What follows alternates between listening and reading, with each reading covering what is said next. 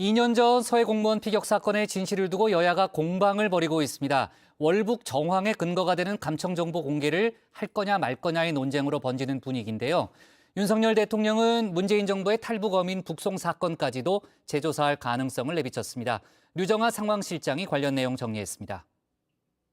일동 묵령. 바로 해수부 공무원은 2번 죽임을 당했습니다. 한 번은 북한 총격에 의해서, 다른 한 번은 문재인 정부에 의한 인격 살인입니다. 이 죽음이 누구에 의해 어떤 경위를 거쳐 월북으로 둔갑했는지 밝혀야 합니다. 네, 오늘 아침 회의 모습인데요. 국민의힘이 서해 공무원 피격 사건 진상 규명에 나섰습니다. TF까지 꾸렸는데요. 해수부 공무원 이대준 씨가 북한으로 간 이후 문재인 정부는 월북이라고 했던 걸 윤석열 정부가 뒤집었죠. 신구 권력 간의 충돌 양상으로 가고 있습니다. 여야의 근거 잠깐 좀 따져보면요. 민주당은 월북 근거로 공무원 이 씨가 구명조끼를 입고 또 부유물에 타고 있었다. 해류의 방향을 거슬러 올라갔다, 이 점을 들고 있습니다. 감청을 해봤더니 북한군의 월북 의사를 밝혔고 또 북한이 피해자의 인적 사항도 알고 있었다는 겁니다. 반면 국민의힘 하태경 의원은 이 씨가 북한군에게 월북이라는 단어를 말했다는 전원 외에는 모두 거짓이라고 했습니다. 구명조끼는 모르겠지만 방수복을 입지 않았고 또 당시 해류를 거슬러 올라가기도 어려웠다고 말했습니다. 거기에 월북이란 단어가 한 번 들어간 것 말고 나머지 증거들은 모조리 조작되고 과장되었다는 것을 지금 확인하고 있습니다. 구명조끼, 조류의 방향, 도박빛, 정신적 공황 상태에서 이대준 씨가 월북을 결행했다고 발표했는데 이것이 발표가 먼저 되고 그 발표를 사후 정당화하기 위해서 근거를 나중에 조작했다. 사망자가 구명조끼를 착용한 점 등 당시 조류 흐름 플러스 SI 첩보까지 종합해서 분석한 결과 군 정보당국과 해경 국정원 등이 일치된 판단을 내린 것이거든요. 근데 그 판단에 대해서 자료를 우리가 못 봤으니까 뭐 확언할 수 없다 이렇게 얘기하는 건 좀 아니겠죠. 네, 유족들이 다시 와서 분노하고 있는 건요. 이 씨의 명예회복 문제입니다. 월북자라는 이름도 오명이지만 정부가 도박빚, 정신적인 문제를 지적한 데 대한 상처가 큰 건데요. 국민의힘은 사건 당시에도 이 부분을 지적하면서 청와대의 지시였냐고 질타한 바 있습니다. 이게 명예살인이 아니고 뭐예요? 도박빚 있으면은 다 월북합니까? 이 간 다음에 누가 시켰어요? 청와대 시켰죠, 안보실에서 이거 하라고. 그런 게 없습니다. 물론 없다 그러겠죠. 뭐 사실대로 얘기하겠어요? 오랫동안 월북이라는 부분을 저희들 판단을 했는데 심리적 불안한 여러 가지 경제적으로 어려운 부분이 있어서 본인의 어떤 순간적인 판단으로 그래 하지 않았을까 하는 분석도 있습니다. 네, 결과적으로는 이 월북이라는 조사 결과 뒤집힌 상황입니다. 당시 정보당국은 상황을 실시간으로 감지했다고 밝혔는데요. 국민의힘은 문재인 대통령은 미안해요. 잠깐 좀 끊을게요. 지금 이제 누리호 성공 여부에 대한 정부의 발표가 있을 것 같은데요. 지금 이종호 장관으로 보이는데요. 제가 멀리서 보면 발표 내용을 들어보겠습니다. 여러분, 과학기술정보통신부 장관 이종호입니다. 저는 오늘 대한민국 과학기술사뿐 아니라 대한민국 역사의 기념비적인 순간에 이렇게 서게 되었습니다. 2022년 6월 21일 오늘 16시에 발사된 누리호는 목표 궤도에 투입되어 성능검정 위성을 성공적으로 분리하고 궤도에 안착시켰습니다. 한국형 발사체 누리호의 성공을 발표합니다. 국민 여러분, 대한민국 우주의 하늘이 활짝 열렸습니다. 대한민국 과학기술이 위대한 전진을 이루었습니다. 1993년 6월 최초의 과학 관측 로켓 과학 1호가 발사된 지 꼭 30년 만입니다. 대한민국은 우리 땅에서 우리 손으로 우리가 만든 발사체를 우주로 쏘아 올리는 7번째 나라가 되었습니다. 이제 정부는 2027년까지 4번의 추가 발사를 통해 누리호의 기술적 신뢰도와 안정성을 높여나갈 계획입니다. 그리고 8월에는 최초의 달 궤도선 다누리를 발사하고 국제 유인 우주 탐사 사업 아르테미스에도 참여하면서 대한민국의 우주 개발 역량을 계속해서 키워 나가겠습니다. 또한 정부는 우주산업 클러스터 육성과 재정, 세제 지원 등 다양한 정책적, 제도적 지원을 적극 추진하여 뉴 스페이스 시대를 대비한 자생적 우주산업 생태계를 조성해 나가겠습니다. 무에서 유를 창조한 것이나 다름없는 발사체 기술 개발을 위해 오랜 기간 땀과 눈물과 열정을 쏟아주신 대한민국의 모든 연구원, 기업 관계자분께 뜨겁게 감사드립니다. 응원해 주신 국민 여러분, 진심으로 감사드립니다. 정부는 국민과 함께 우주 강국을 향한 담대한 여정을 계속하겠습니다. 대단히 감사합니다.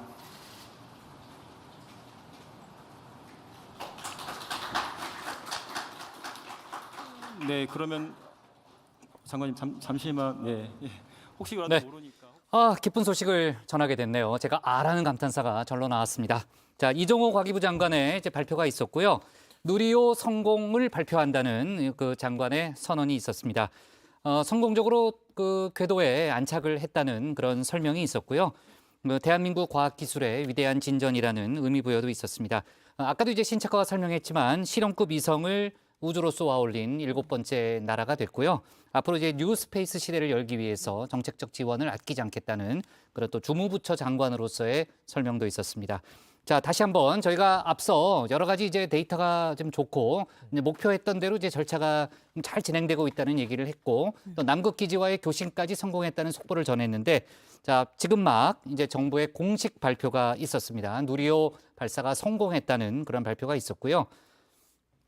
자, 이제 그 뭐 성공 발표는 있었지만 앞으로 몇 가지 절차가 좀 남아 있는 게 있죠. 네, 일단 지금 성능 검증 위성까지는 지금 이제 궤도에 안착을 시켰잖아요. 네. 그 성능 검증 위성 말고 큐브 위성이라고 해서 실질적으로 임무 수행할 수 있는 위성을 또 4개 실어서 보냈거든요. 네. 그래서 일단 며칠 뒤에 이 성능 검증 위성에서 이 큐브 위성을 분리를 시킵니다. 이 4개의 큐브 위성을 분리를 시키면 이 4개의 큐브 위성들이 이제 뭐 여러 가지 업무를 수행하는데 뭐 예를 들어서 지구 대기 관측도 하고 뭐 미세먼지 모니터링도 하고 여러 가지 우주 데이터를 수집을 합니다. 그렇게 해서 우리한테 그 정보가 오면 정말 실제로 이 위성이 역할을 했다까지 이제 판단을 할 수가 있게 되는 거죠. 네. 자, 누리호 발사가 성공했고요. 향후 우리나라의 우주 개발 산업에 어떤 영향을 주게 될까요, 류 실장? 네, 이 발사 성공 소식을 듣고 저도 발제 중간에 잠깐 들어왔는데요. 이번에 이 누리호 2차 발사가 성공을 하면서 우리나라는 이제 자력으로 발사체를 개발한 10번째 국가에 올라섰습니다. 또 미국과 러시아, 유럽연합, 중국, 일본, 인도에 이어서 7번째로 무게 1톤 이상의 실용 위성을 우주로 보낼 수 있는 그런 나라로 등극을 한 건데요. 우주 개발 독립국으로 도약한 셈입니다. 특히 이번 누리호 개발에는 300여 개의 민간 기업이 참여한 것으로 알려지는데요. 향후 이 민간 기업이 우주 산업을 주도하는 이른바 뉴 스페이스 시대가 열릴 것이다. 이런 전망이 나오고 있습니다. 국장의 효도 관광도 좀 당겨진 셈이죠. 네, 아주 기대가 크고요. 자, 이번 발사 성공이 우리나라 안보 측면에도 영향을 미칠 수 있다. 이런 분석도 있죠. 네, 그렇습니다. 이제 그동안 우주 기술은 이 미사일 기술 통제 체제 MTCR과 미국의 국제 무기 거래 규정 ITAR에 따라서 이 국가 간 기술 이전이 엄격히 금지가 돼 왔죠. 기본적으로 대기권을 뚫고 우주로 향하는 발사체 기술이 이 대륙간 탄도 미사일 ICBM과 원리가 같기 때문입니다. 위성을 실느냐, 탄두를 실느냐 이거에 따라서 이 발사체 혹은 미사일로 불리게 되는 겁니다. 이런 만큼 이번 누리호 발사의 성공은 이 최고 수준의 무기체계 기술을 가진 국가라는 의미이기도 합니다. 네. 자, 누리호 2차 발사가 성공했다는 그런 기쁜 소식을 저희가 전하고 있는데요. 앞으로 발사 시험은 또 계속 된다는 거죠, 조멘토? 네, 그렇습니다. 누리호는 2027년까지 4차례에 걸쳐서 발사를 계속하게 되는데요. 모두 6차례 발사가 이루어지는 셈입니다. 3차 발사체는 이미 내년 발사를 목표로 조립 중에 있다고 합니다. 이렇게 누리호가 여러 차례 발사 실험을 거쳐서 상용화되면 우리가 원하는 때에 위성을 쏘아 올릴 수 있고요. 또 다른 나라의 위성도 우주로 보낼 수 있게 되는 겁니다. 그리고 우리 정부는 미국이 주도하는 유인 달 탐사 계획 아르테미스 프로젝트에도 참여하기로 했죠. 2022년에는 달 궤도선을 발사하고요. 2030년에는 한국형 발사체로 달 착륙선을 보낸다, 이런 목표도 세웠습니다. 이 과정에서 누리호가 중요한 발판이 될 걸로 보입니다. 네. 자, 누리호 발사가 성공했다는 기쁜 소식, 이제 정부의 공식 발표를 저희가 속보로 전달을 했고요. 대한민국 과학기술의 위대한 진전이라는 이종호 장관의 말로 일단 정리를 하면서 우주부 회의는 또 잠깐 또 멈추고요. 다시 정치부 회의로 돌아가겠습니다. 류정아 실장이 다시 나갔어요. 류정아 실장 아까 어디까지 했죠? 이어서 합시다. 네, 그 피격 공무원 이제 월북을 했느냐 말았느냐 이 부분이 이제 윤석열 정부에 들어와서 이제 뒤집혔다, 이런 이야기까지 아까 전해드렸는데요. 사건 당시의 정보 당국은 상황을 실시간으로 감지를 했다, 이렇게 밝혔었습니다. 국민의힘은 문재인 대통령 그때 뭘 하고 있었느냐, 이 숨진 공무원 이 씨 살릴 수 있지 않았냐, 이런 주장도 폈습니다. 3가지 통신이 다 살아있었고 그 어떤 통신선으로도 북한한테 그 사람 발견되면은 구해달라, 한국으로 보내달라라는 메시지를 보내지 않았습니다. 대통령이 구하라는 지시도 하지 않았습니다. 네, 반면 민주당은 신색깔론 프레임 꺼내 들었었죠. 윤석열 정부가 전임 문재인 정부의 흠집 내기를 위해서 국가 안보 정보를 전략적으로 활용하고 있다, 의심하고 있는 상황입니다. 정치 공세를 펴고 있다, 이런 주장을 하고 있는데요. 월북이 아니다, 이런 새로운 근거는 없이 기존의 자료들은 그대로 있고 여기에서 주관적인 판단만 달라진 상황이라고 했습니다. 월북이라는 여부는 당시 한미 간의 공동 첩보 자산을 분석하고 판단한 결과가 있었을 뿐입니다. 그 결과에 근거해서 해경이 수사를 한 거고요. 그런데 이제 이것을 이런 식으로 정권이 바뀔 때마다 이렇게 왔다 갔다 하면은 과연 도대체 이게 국민들도 그렇고 우리도 그렇고. 네, 민주당은 2년 전 사건 당시 국방위에서 비공개로 이 관련 설명을 듣고 난 후에는 국민의힘 의원도 월북을 인정했었다, 이 점을 근거로 들었는데요. 당시 국방위 야당 간사 한기호 의원의 발언 한번 들어보시죠. 출국까지 준비된 것, 이렇게 봤을 때 의도적으로 봅니다. 물론 가족들은 지금 월북할 이유가 없다고 얘기하지만 공식적으로 판단한 것은 의도가 있다고 보고 그 의도는 월북한 것으로 보입니다. 네, 한 의원은 군 출신인데요. 비공개 회의 때 구체적인 첩보를 듣고 나서는 월북이라 판단할 정황이 선명했다, 이렇게 말한 바가 있습니다. 다만 이 당시 발언이 지금 논란이 되자 국방부의 판단을 전달하는 차원이었고 제 판단은 말한 건 아니었다, 이렇게 해명을 했는데요. 결국은 당시 월북이라고 판단했던 근거가 되는 감청 정보의 공개, 쟁점이 될 수밖에 없어 보입니다. 이 감청 정보 공개의 핵심은요, 특별 취급 정보, 즉 SI 정보입니다. 그런데 이 정보는 군사 기밀 등이 담겨 있어서 그냥 공개하기는 좀 어려운데요. 당시 야당이어서 정보가 제한됐었다, 이렇게 말하고 있는 국민의힘은 이 정보 공개하자고 했습니다. SI 정보를 그대로 공개하는 건 논란이 될 수가 있으니 관련 내용이 담긴 대통령 기록물을 공개하자고 했는데요. 그러려면 국회의 3분의 2 이상의 동의가 필요합니다.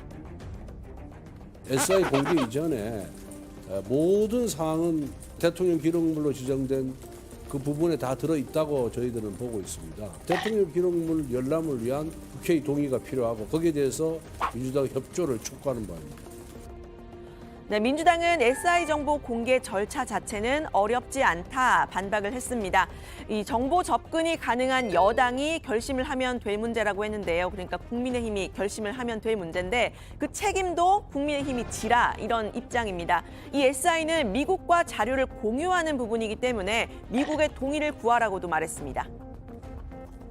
통신 정보를 포함한 테킨트 정보, 신호를 포함하는 시키트 정보나 또는 휴민트 정보까지도 있을 수 있는 이 모든 정보를 포함하는 겁니다. 지금 국민의힘이 여당입니다. 국방부를 통해서 미국의 자료를 갖다가 공개하도록 동의해달라고 얘기를 하면 되는 것입니다. 그게 야당한테 주장할 게 아니거든요. 네, 여야 이런 공방이 있지만 이 SI 정보 윤석열 대통령도 공개는 쉽지 않다 이런 입장을 오늘 밝혔는데요. SI라고 하는 것이 그게 아마 국민들께 그냥 공개하는 것이 간단한 문제는 아니라고 저는 생각을 하고 그런 거로 공개하라고 하는 그 주장 자체는 좀 받아들이기가 좀 어렵지 않나 싶은데 하여튼 검토를 좀 해보겠습니다. 어떤 건지. 네, 진실이 뭔지 이제 궁금한 상황인데 여야가 북한과 관련한 민감한 정보 공개 이 부분을 다투는 것이 이번이 처음은 아닙니다. 10년 전 정문원 당시 새누리당 의원은 2007년 당시 노무현 대통령이 김정일 위원장과의 남북 정상회담에서 NLL을 포기하겠다고 말했다 이런 주장을 펴서 파문이 일었던 바가 있죠. 당시 비공개 녹취록이 있느냐 없느냐, 녹취록을 공개하자 적절치 않다 이런 논쟁이 한참 동안 진행이 됐는데 결국은 그런 발언 없었던 것으로 드러났고 정치 공방만 몇 년간 이어졌습니다. 이번 서해 공무원 피격 사건도 관련 논쟁 이어질 것으로 보이는데요.